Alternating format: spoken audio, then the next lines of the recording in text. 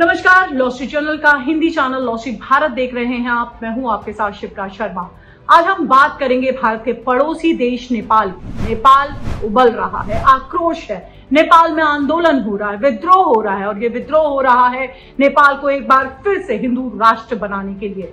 जी हाँ, 240 साल पहले जिस देश को हिंदू राष्ट्र के तौर पर जाना जाता था, आज वो देश एक बार फिर से लड़ाई लड़ रहा है। और 2015 में जो उसे सेकुलरिज्म का जो एक खिताब मिला था, घोषित किया गया था सेकुलरिज्म कम्युनिस्ट पार्टी द्वारा, अब वो इसी जो जाल है, जो कम्युनिज्म का जाल है, जो डेमोक्रेसी का जाल है, वही जाल अब पूरे नेपाल को फिर से हिंदू राष्ट्र बनाने के लिए आमदा हो रहा है। तो क्यों नेपाल के लोग एक इलेक्टेड मोनार्की की मांग को लेकर सड़क पे उतरे हैं और आखिर क्यों अब कम्युनिस्ट पार्टी का पत्ता साफ होता दिख रहा है नेपाल से? क्या नेपाल हिंदू राष्ट्र बनेगा और क्या है नेपाल का इतिहास, ये सब बताएंगे आपको इस वीडियो में। तो हमारे इस वीडियो के साथ अंत तक जुड़े रहिए। नेपाल पूरी दुनिया का एकमात्र हिंदू राष्ट्र है। वो Major protest has broken in Nepal. Tens of thousands of protesters gathered in Kathmandu on Thursday, demanding for the restoration of the monarchy. They marched through the capital Kathmandu, clashed with riot cops. रोटी और बेटी का रिश्ता माना जाता है नेपाल के साथ भारत का। भारत और नेपाल के बीच ये जो रिश्ता है वो आज का नहीं, सतयुग से चला आ रहा है। क्या है वो रिश्ता, आइए आपको बताऊं। सतयुग से रिश्ता है भारत का नेपाल के साथ। कैसे? आपको जानकर हैरानी होगी कि जो राजा मनु थे वो नेपाल के पहले राजा थे और इसे सतयुग में सतवती के नाम से जाना जाता था, यानी नेपाल का नाम सतयुग में सतवती था। फिर आया त्रेता युग, तपोवन, यही नाम दिया गया त्रेता युग में नेपाल को, ऐसी धरती जहां तप किया जाता है। फिर आया द्वापर युग, तप यानी कई ऋषि मुनि जो है वो तपोवन यानी कि नेपाल में तप करते थे, अपनी साधना करते थे, आराधना करते थे। और फिर वही द्वापर युग में नेपाल को मुक्ति सोपन कहा गया। अब हम आपको बताते हैं कि नेपाल कैसे नाम पड़ा। ने मुनि जो कि काठमांडू वैली में रहते थे, उन्होंने काठमांडू में रहकर पाल यज्ञ करना शुरू किया था। और ने मुनि का नाम और पाल यज्ञ, इन दोनों की वजह से ही इस जगह का नाम अब नेपाल रखा गया। तो 3 वेदों में से एक वेद को पूरा करने के लिए जो ने मुनि हैं, उनका जो कंट्रीब्यूशन है वो माना जाता है। नेपाल का रक्षक देवता भगवान विष्णु को माना जाता है और पशुपतिनाथ मंदिर जो कि हिंदुत्व का एक पवित्र मंदिर में से एक है, वो भी यहीं नेपाल में ही है। आए दिन जो पर्यटक है वो जाते हैं। कर्ण, विश्वामित्र, अगस्त मुनि और कई ऐसे मुनि हैं जो कि यहाँ पर रहकर उन्होंने अपनी तपस्या की, आराधना करी। जनकपुर को तो आप जानते हैं, माता सीता का जन्म स्थान माना जाता है जनकपुर। ऐसे में राम भगवान से भी नेपाल को जोड़कर देखा जाता है। आप जानते हैं कि जनकपुर के लोगों को बहुत बुरा लग रहा है कि उनके जो दामाद हैं श्री राम, वो उनको अयोध्या में ही उनके ही राज्य में रहने के लिए जगह नहीं है और वो टेंट में रहने के लिए मजबूर हो रहे हैं। ये भी यहाँ की एक अपनी जो संस्कृति है, जो हमारी पौराणिक संस्कृति है, उससे नेपाल और भारत को हम जोड़ते हैं। नेपाल में बुद्धिज्म जो है उसको भी हिंदुत्व का ही एक रूप माना जाता है।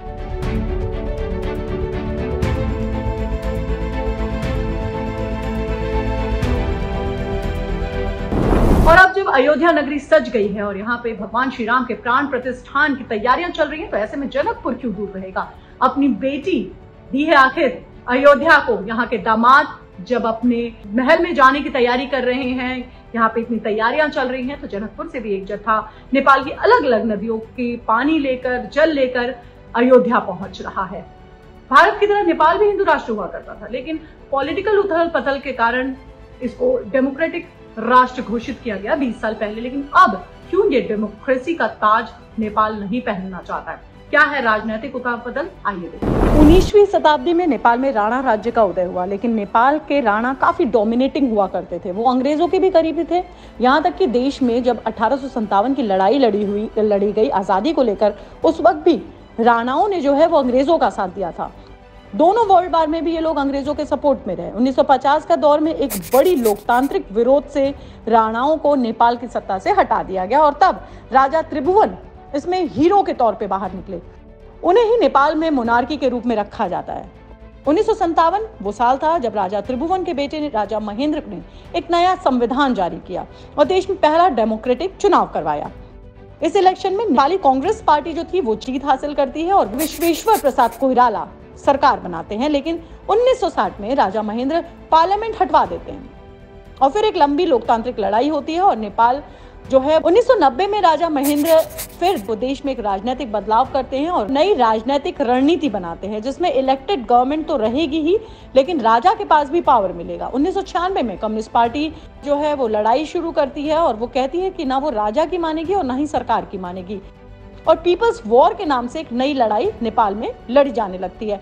लेकिन फिर जो बड़ा बदलाव नेपाल की राजनीति में आता है वो आता है साल 2001 में, जहां नेपाल के क्राउन प्रिंस दीपेंद्र अपने पिता यानी कि जो राजा हैं वो और अपनी फैमिली के कुल 9 मेंबर को मार देते हैं और फिर खुद की भी जो जिंदगी है वो खत्म कर देते हैं, जिसके बाद बचे किंग वीरेंद्र, जिन्हें नेपाल का राजा बनाया गया। ये वो राजा थे जिनके रिश्ते भारत के साथ अच्छे थे, सांस्कृतिक रिश्ते भी हमारे देश के साथ वो बहुत अच्छे से रखते थे। बहुत बड़ा एग्जाम्पल हम इसका यही दे सकते हैं कि वो प्रयागराज के कुंभ मेले में भी शामिल हुए थे।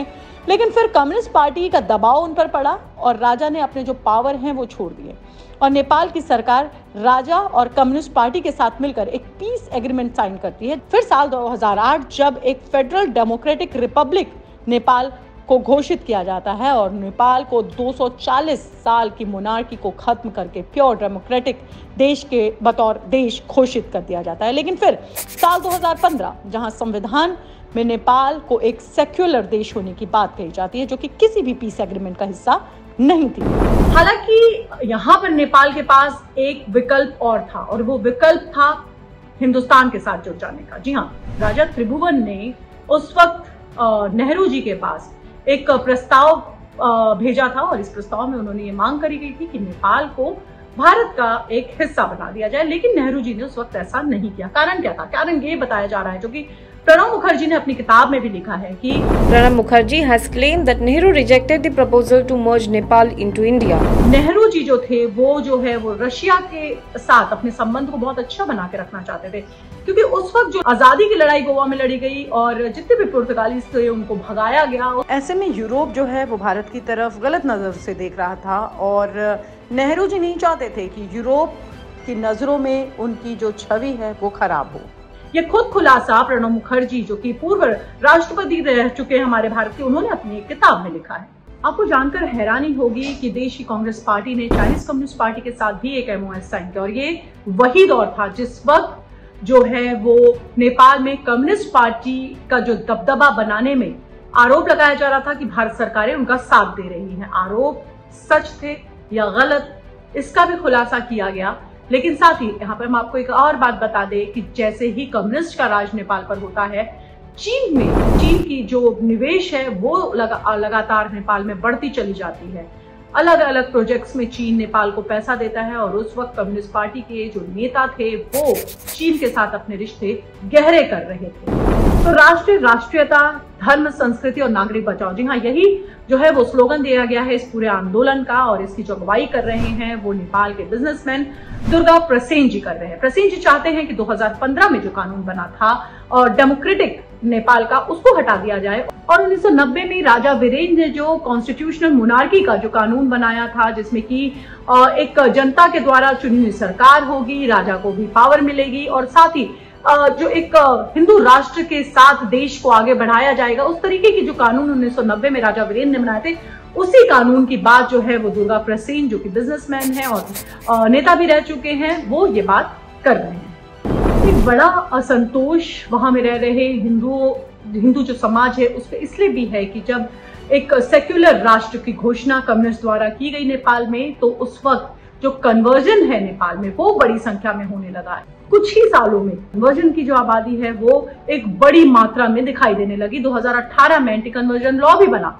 जिसमें बकायदा 5 साल की सजा का भी प्रावधान रखा गया जो कोई भी अगर वहां पे कन्वर्जन करता हुआ पाया जाता है। लेकिन विश्वास मानिए आज तक वहां पर एक भी किसी को भी सजा नहीं हुई। तो ये भी एक बहुत बड़ा असंतोष का कारण है नेपाल में रह रहे हिंदुओं के बीच। तो अगर नेपाल अपने आप में हिंदू राष्ट्र बनता है तो एक तरीके से जो कल्चरल सिविलाइजेशन है भारत और नेपाल इन दोनों के बीच वो भी आगे बढ़ेगा, उस पर भी सुधार आएगा। और साथ ही अभी तक तो हमने राजनीतिक उठापटक की बात करी, वहां के इतिहास की बात करी, लेकिन अगर हम वहां की ब्यूरोक्रेसी की बात करें तो जो कम्युनिस्ट पार्टी है जिसने अपने आप को आम जनता की पार्टी कहा था और नेपाल में सुधार और प्रगति की बात करी थी, वो खुद अपने आप में इतनी करप्ट है कि ब्यूरोक्रेसी इससे बचा नहीं है। 2015 में अर्थक्वेक हो या फिर कोविड की मार, आम जनता को एक करप्टेड जो ब्यूरोक्रेसी है उसके कारण बहुत मार झेलनी पड़ी, जान की, अपने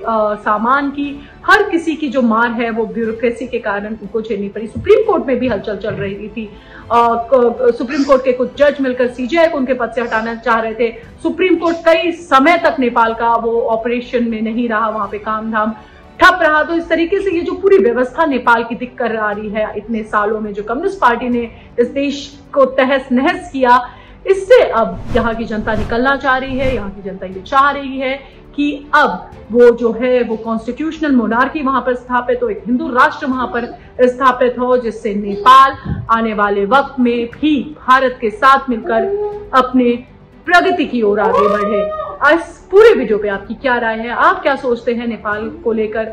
आपको क्या लगता है नेपाल में ये जो उठापटक चल रही है, जो आंदोलन चल रहा है, ये कितना सही है? कमेंट बॉक्स पर हमें लिखकर जरूर बताएं। लॉसिप भारत का ये कार्यक्रम आपने देखा, आपने हमें सुना, आपका बहुत बहुत शुक्रिया। नमस्कार।